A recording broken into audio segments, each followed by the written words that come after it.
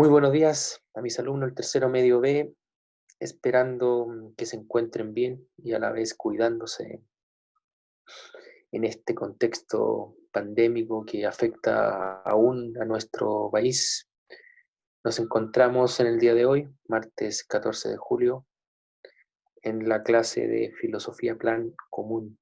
Continuaremos nombrando, describiendo, explicando y ejemplificando el contenido central de la guía número 7.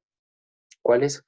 Los métodos de la filosofía, cuyos conceptos claves son método filosófico, método mayéutico dialéctico, método mayéutico socrático, método racionalista cartesiano, método empirista, método analítico lingüístico y método hermenéutico. Básicamente, estos métodos filosóficos permiten dar una perspectiva de comprensión a todos aquellos problemas filosóficos por los cuales se ve enfrentado el ser humano en el mundo o en su presente cotidiano. A continuación compartiré algunos documentos que versan sobre los métodos filosóficos para continuar explicando en qué consisten, características principales, sus ejemplos. Buenos días, Arlet. Buenos días, joven Arlet, ¿cómo está? Don Kevin. Don Kevin. Ahí sí, Kevin, ¿o no? No, todavía no, Kevin. Buenos días, Kevin. Buenos días, Arlet. Gracias. ¿Cómo están, muchachos? Ya. Y agradeciendo la asistencia, somos los que somos. Entonces, como estaba diciendo, compartiremos un documento en el cual podremos describir, explicar y ejemplificar en qué consisten los métodos filosóficos. Anteriormente hemos estado mencionando y explicando el método socrático mayéutico y el método racionalista cartesiano, ¿cierto? Descubierto por este gran filósofo francés, René Descartes, queridos estudiantes. Entonces, compartiré el documento, solo les pido por favor que presten suma atención.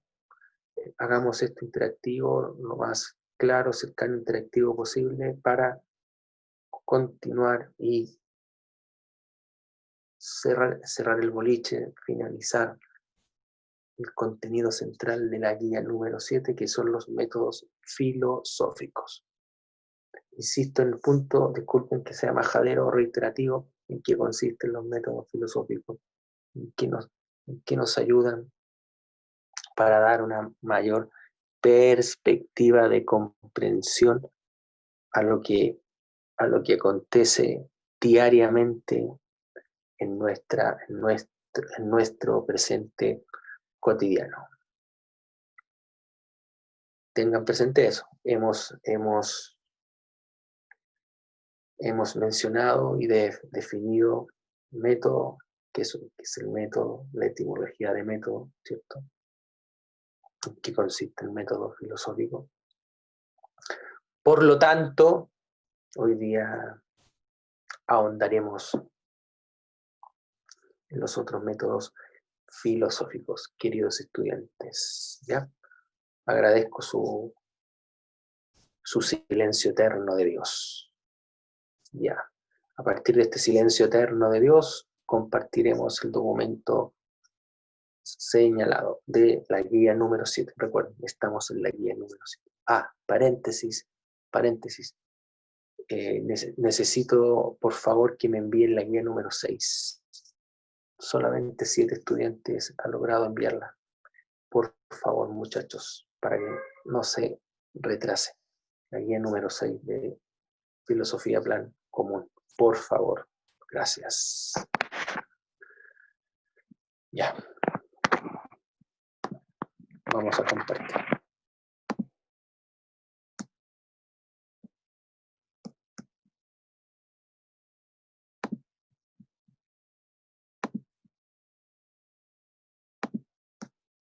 Ya acá, queridos estudiantes, retrocederemos. Ya, acá estamos. Bueno, básicamente el gran filósofo físico y matemático francés René Descartes es el máximo exponente del método racionalista cartesiano. El maestro como tal se plantea la pregunta: ¿cómo tener certeza de lo que es verdad es realmente verdad? ¿Cómo tener certeza de lo que es verdad es realmente verdadero? Entonces el maestro, a partir de la pregunta mencionada, nos propone 4 reglas. Nos propone 4 reglas. Estas reglas, ¿cuáles son estas reglas? Acá están estas reglas. Están sintetizadas de manera tal que se puedan entender. Entonces, la primera regla, 1, evidencia. No aceptar nunca una idea que no sea clara y distinta. No aceptar nunca una idea que no sea clara y distinta. Ante todo, que sea una idea de una evidencia concluyente, que no haya ninguna duda. Esa es la primera regla. La segunda regla, análisis. Análisis. La segunda regla, dividir cada problema en tantas partes como sea necesario para resolverlo, ¿cierto? O sea, analizar es desmenuzar un problema X, Y o Z en tantas partes sea posible para posteriormente resolverlo y examinarlo rigurosamente. Sí, examinarlo rigurosamente para posteriormente resolverlo. Esa es la segunda regla. La tercera regla, jóvenes, síntesis, la tercera regla, ¿cierto? Ordenar los pensamientos desde lo simple hasta lo más complejo, ¿cierto? Ordenarlos de manera tal que permita, que permita dar suficiente claridad, rigor y evidencia de estar haciendo lo correcto. Entonces, sería ordenar los pensamientos tras el análisis de lo más simple hasta lo más complejo. Y la última regla, según el filósofo francés que lo descubrió y propuso, enumerar y verificar, ¿cierto? Verificar siempre de manera cuidadosa que no haya omisiones. Verificar y enumerar de manera cuidadosa que no haya omisiones, o que exista algún atisbo, de duda. Acá en el método racionalista cristiano, nuestro francés usa el método hipotético deductivo, ¿cierto? Básicamente un ejemplo del método hipotético deductivo, un ejemplo, jóvenes. Todos los chilenos son ladrones.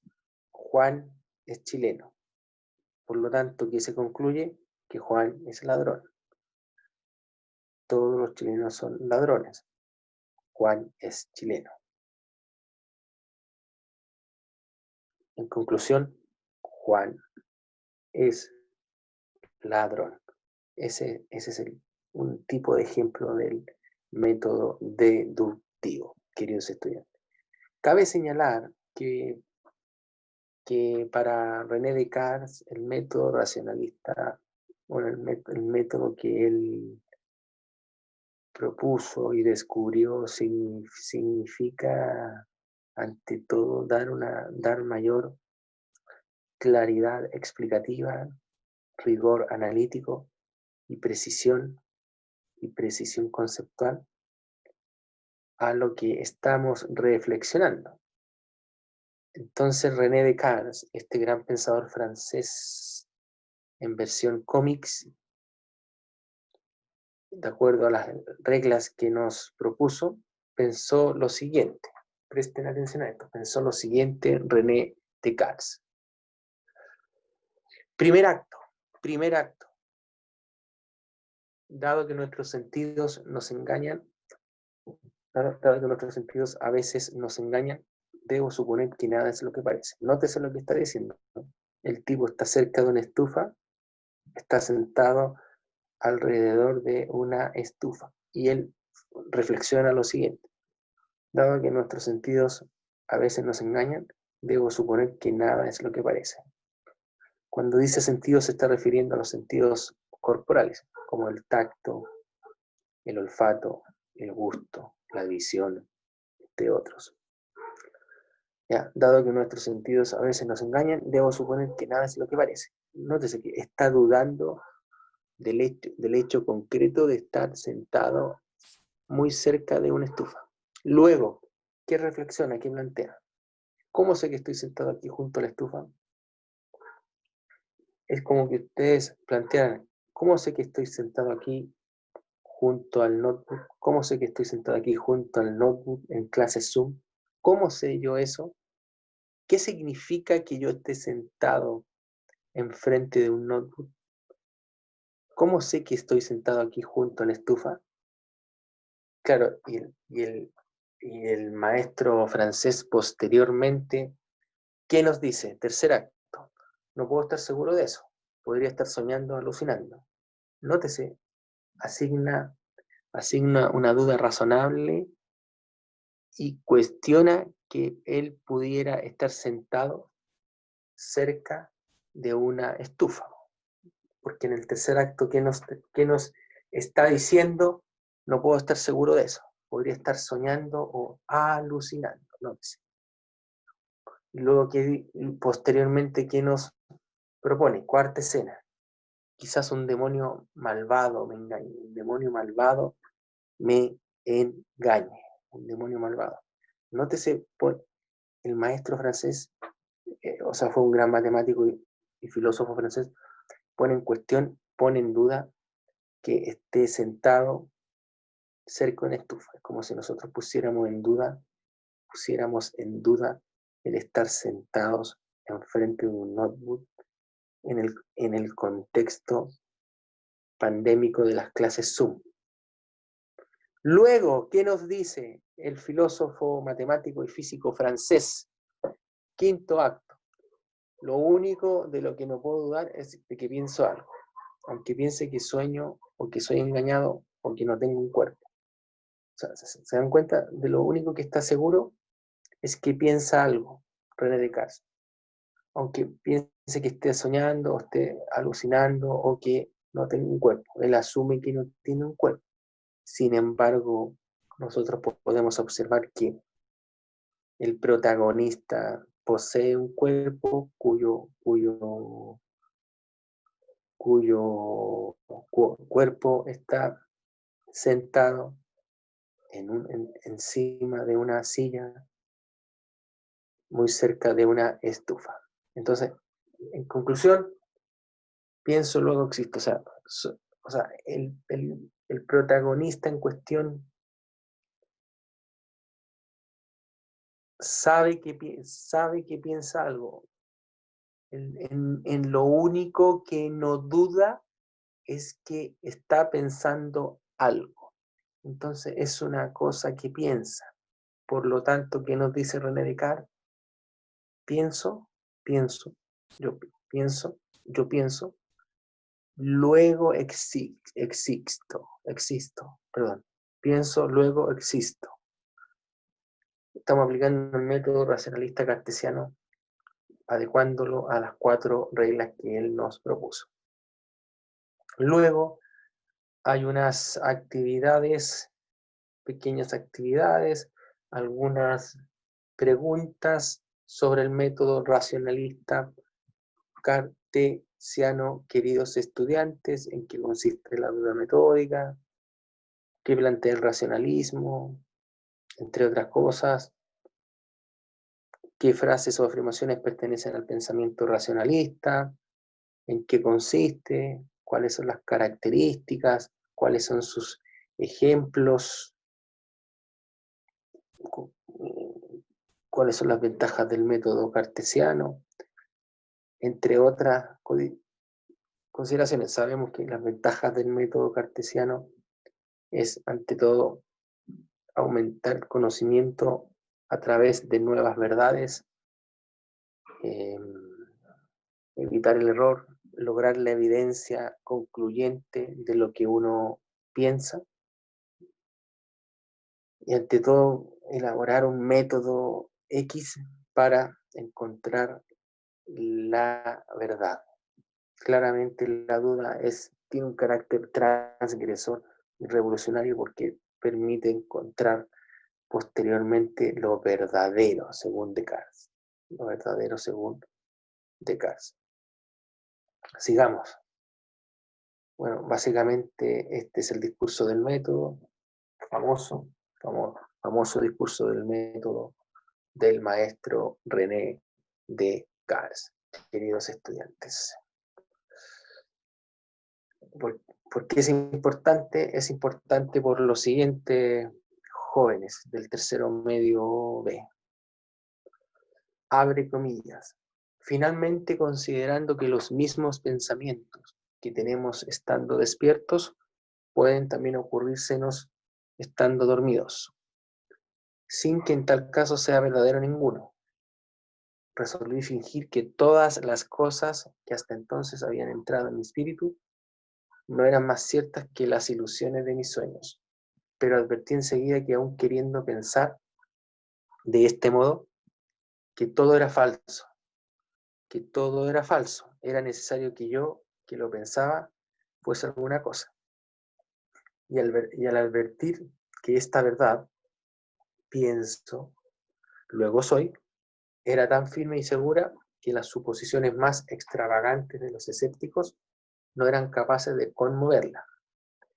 Juzgué que podía aceptarla sin escrúpulos, como el primer principio de mi filosofía que buscaba. Claro, a partir de esta reflexión del discurso del método del filósofo francés, logra, a partir de la afirmación pienso, luego existo, el primer principio filosófico que buscaba: encontrar la verdad, una idea clara y distinta, y lograr encontrar un piso firme, seguro, absoluto, que permita reflexionar filosóficamente sobre X, Y o Z. De lo único que está seguro el protagonista francés es de que piensa, o sea, ante todo de que duda, puesto que la duda tiene un carácter transgresor, revolucionario y metódica. Siendo metódica, transgresora y revolucionaria, podremos acceder posteriormente al conocimiento verdadero de las cosas. Queridos estudiantes, entonces René Descartes claramente no es un empirista, no lo es. Y a partir de la duda metódica podemos acceder al conocimiento verdadero de las cosas. Comentarios, dudas, interrogantes, queridos estudiantes, muchachos del legendario tercero medio B, jóvenes, dudas, comentarios, interrogantes,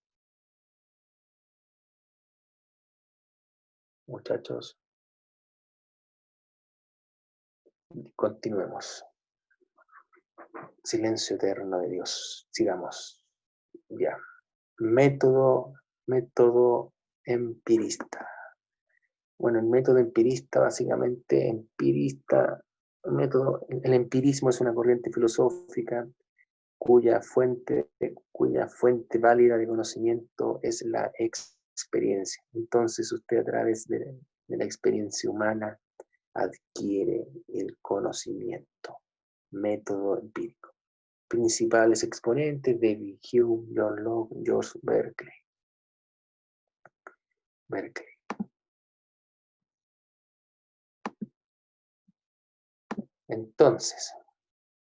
Entonces, muchachos,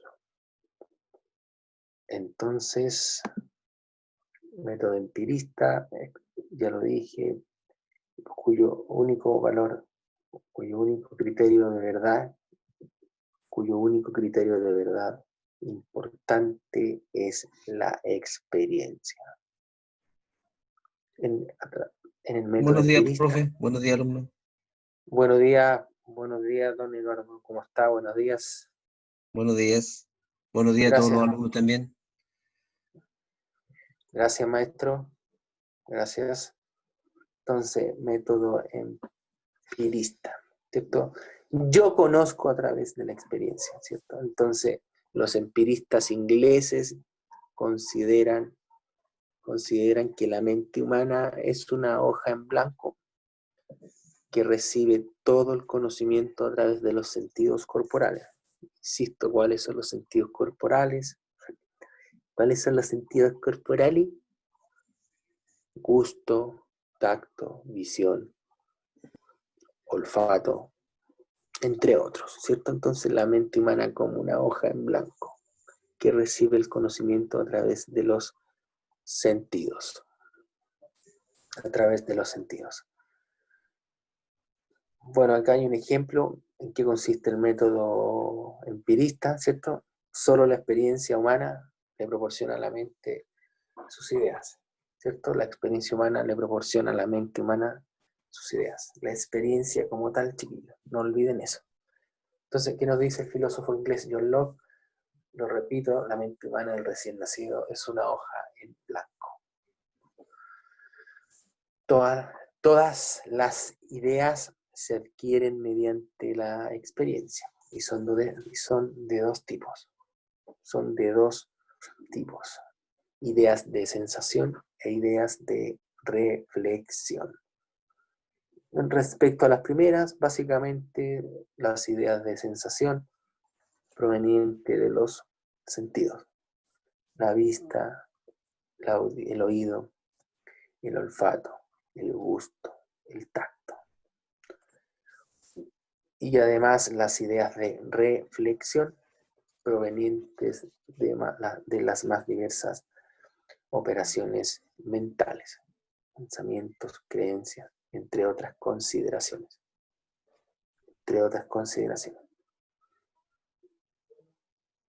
Las primeras ideas surgen de las sensaciones.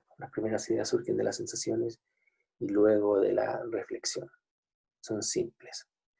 La suma de ideas simples deriva a la suma de ideas compuestas. Queridos estudiantes. Bueno, aquí hay algunos ejemplos del método empirista que el maestro John Locke nos propone. Por ejemplo, el ejemplo del unicornio. No es sino la suma de ideas simples. ¿Por qué? Caballo, ejemplo, caballo, la idea de caballo más la idea de cuerno es igual a un unicornio, ¿cierto? Siempre la idea imaginaria de un unicornio se compone en realidad de ideas simples provenientes de la experiencia sensorial. Con experiencia sensorial estoy aludiendo a tacto, olfato, audición, vista, entre otras consideraciones. El maestro John Locke plantea el siguiente enigma, por ejemplo, para aclarar su teoría. Dice, imaginémonos un hombre ciego de nacimiento que puede distinguir una esfera de un cubo mediante el tacto, ¿cierto? Mediante el tacto. Imagínense. Si de pronto recobra la vista, ¿Podrá decir podrá decir cuál es cuál sin tocarlos? ¿Cómo solucionamos eso? ¿Se dan cuenta? Un hombre ciego de nacimiento puede distinguir una esfera de un cubo. Y si de pronto recobra la vista, y si de un momento a otro vuelve a ver, ¿podrá decir cuál es cuál sin tocarlos? ¿Podrá decir cuál es cuál sin tocarlos? ¿Qué creen ustedes? ¿Qué piensan ustedes, muchachos? ¿Qué piensan ustedes? ¿Qué creen ustedes? Si recobra la vista de un momento a otro, ¿cómo podrá saber cuál es cuál? Sin tocarlos. Sin tocarlos, sí. Sin tocarlos. ¿Podrá? A partir de lo que significa el empirismo.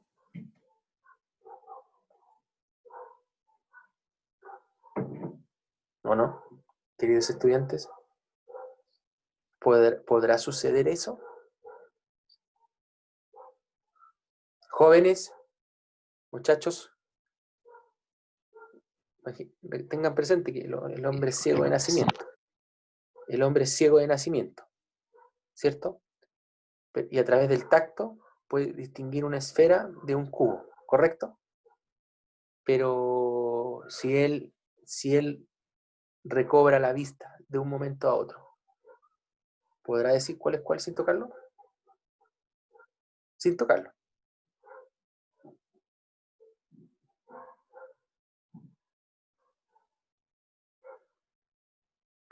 Es una buena pregunta que plantea el maestro John Locke. Es una buena pregunta que plantea el maestro John Locke. Luego hay algunas, preguntas, reflexiones sobre el empirismo.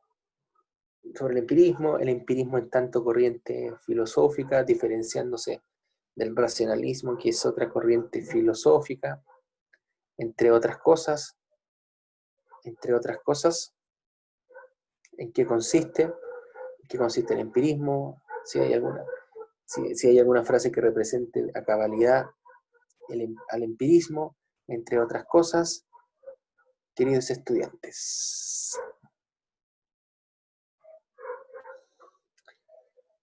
¿Dudas, comentarios, interrogantes acerca del método empirista? Chiquillos, chiquillas, jóvenes.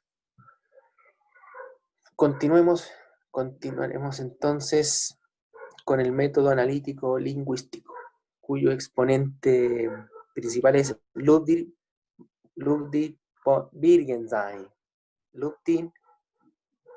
Wittgenstein, método analítico lingüístico, ¿cierto? ¿Qué nos dice este método? Recuerden que método etimológicamente significa camino. Método,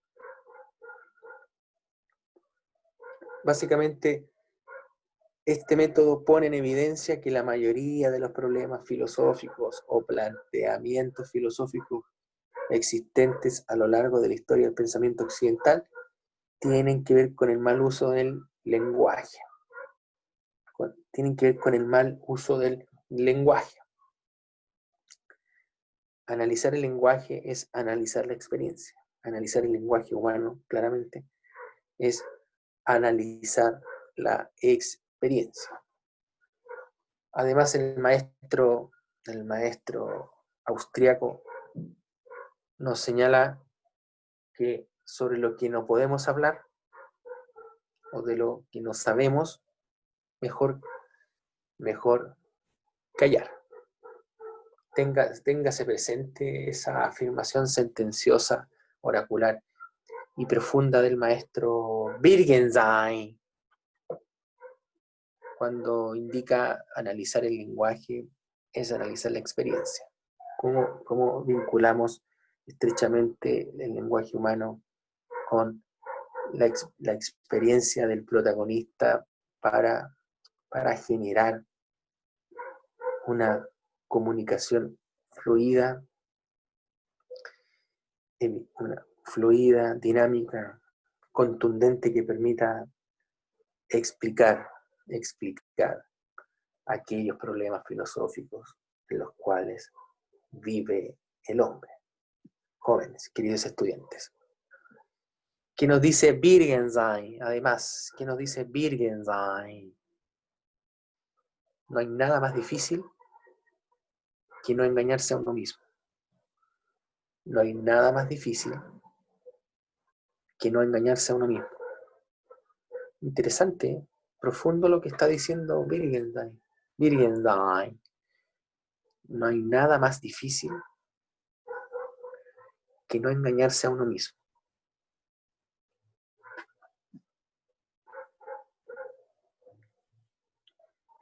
Esto claramente tiene relación con hasta qué punto el lenguaje juega un papel primordial en la construcción de una concepción de mundo que permita desocultar el significado de nuestra subjetividad individual.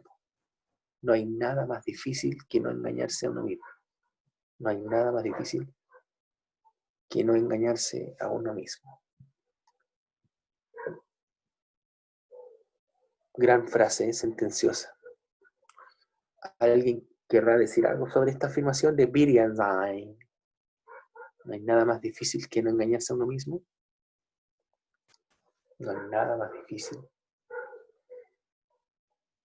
que no engañarse a uno mismo. Además de esta afirmación misteriosa, sentenciosa, oracular del maestro Wittgenstein, nos dice que la filosofía no es una doctrina, sino una actividad, y que toda obra filosófica X, Y o Z consiste en su mayoría en dilucidaciones, es decir, en aclaraciones, en explicaciones de una materia dada, ¿cierto?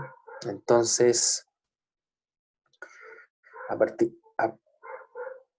la reflexión filosófica a partir del método analítico lingüístico, ¿qué nos dice? Que el resultado de la filosofía no es una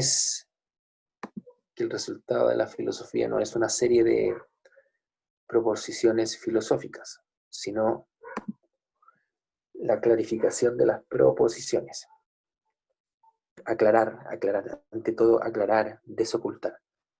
La filosofía debe clarificar y delimitar nítidamente los pensamientos, que de otro modo son, por así decirlo, turbios y confusos. ¿Se dan cuenta? La filosofía, muchas veces los problemas filosóficos existentes ocurren por la confusión, la turbiedad, la rareza de los conceptos que usan los pensadores a lo largo de la historia del pensamiento occidental. Entonces, querido estudiante, esto es importante para finalizar. ¿Cuál es la tarea de la filosofía? Es la crítica, que aclara los límites del lenguaje dotado de sentido. Es importante el uso del lenguaje, porque usted a través del lenguaje podrá aclarar, desocultar y clarificar aquellas complejidades conceptuales que toda doctrina filosófica podría tener.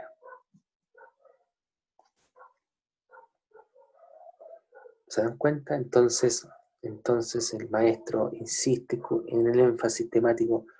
¿Cuál es el objetivo de la filosofía? ¿Cierto? El objetivo de la filosofía es la clarificación lógica de los pensamientos. Aclarar, ante todo, aclarar, desocultar, aclarar, desocultar, ante todo. Y para finalizar, el método hermenéutico, ¿cierto? Bueno, acá los principales exponentes, varios filósofos del siglo XX, Martin Heidegger, Hans Gadamer, Paul Ricoeur, el filósofo alemán del siglo XIX, Friedrich Nietzsche. Aquí el concepto clave de método hermenéutico es la interpretación de textos, la interpretación de los textos. Lo importante lo importante del método hermenéutico es explicar el contenido temático del texto, sin dejar de lado el contexto cultural, histórico-cultural, filosófico, desde donde surgió. Y además entroncarlo con el autor, en este caso. Generalmente el método hermenéutico o método interpretativo surgió a partir de la interpretación de los textos sagrados o bíblicos, queridos estudiantes. Claramente en el texto se parte de principios y preconceptos. Pero el método hermenéutico es el método interpretativo de los textos. Siempre analizar el contexto histórico, cultural, filosófico, desde donde el autor elaboró dicho texto.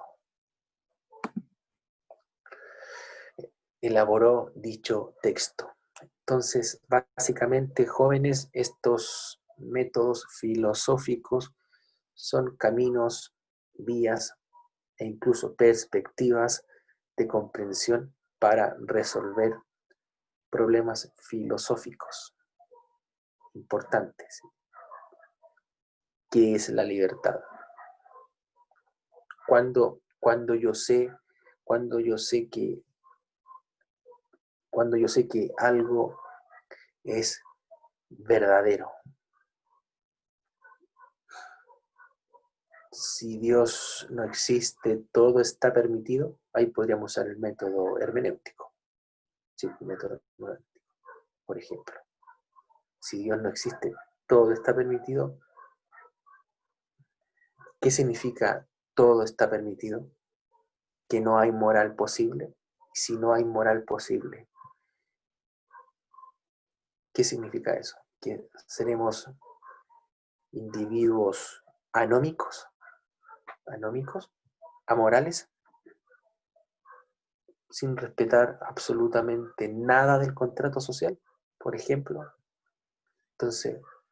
Entonces uno puede plantear preguntas, dudas, interrogantes acerca de los métodos, queridos estudiantes. ¿Alguna duda, comentario, interrogante? ¿Dudas, comentario, interrogante? Javier, Martina, joven Juliana, don Diego, Pancho, Valentina, Bárbara. ¿Dudas, comentarios, interrogantes? Muchachos, muchachas. ¿Se entendió bien el audio? ¿Se escuchó bien el audio? ¿Los ejemplos, jóvenes, muchachos? ¿Alguna duda, comentario, interrogante? Ya, jóvenes, como ustedes en un curso que participa de otra manera, por lo menos la asistencia ha subido, agradezco vuestra presencia y nos vemos la próxima semana finalizando esta guía 7 y para empezar la guía número 8. Sin hacer más comentarios, que tengan una gran semana y Gustavo Cerati. Adiós, cuídense, buena semana. Que estén bien. El silencio eterno de Dios. Adiós.